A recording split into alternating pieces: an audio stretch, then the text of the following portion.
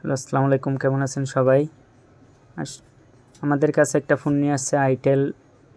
মোবাইলটা হয়েছে কি, এই মোবাইলটা প্রায় সমস্যা হয় যে কিছুক্ষণ চালু করার কিছুক্ষণ পরে ব্যাটারি টেম্পারেচার লো এরকম লেখাটা আসে।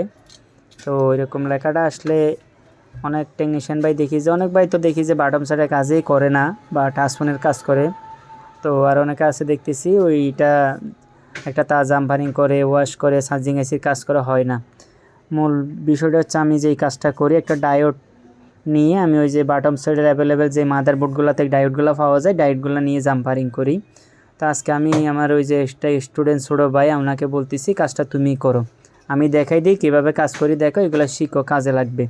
তো ওনারে দিয়ে আমি কাজটা করাইতেছি, উনি ডায়োডটা জাম্পারিং করলো। এই যে আপনারা দেখলেন আমি মাইক্রোস্কোপ দিয়ে জুম করে দেখাইলাম। তো এই জাম্পার করি এখন চেক করতেছে। এটা অনেকক্ষণ ধরে চেক করছে, আমি ভিডিওটা স্কিপ করছি, অনেকক্ষণ ধরে চেক করছে। আল্লাহর রহমতে যে কাজটা সাকসেসফুল হইল।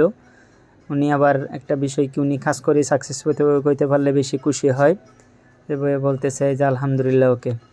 আমি আবার আরেকটা সাইজ আপনাদেরকে জুম করে আমি সার্কিট নিয়ে দেখাইতেছি। ডায়োডটা কোথায় পাবেন, যে কোনো মাদারবোর্ডে পাবেন, যে কোনো বাটম সাইডে সার্কিটে পাওয়া যায়।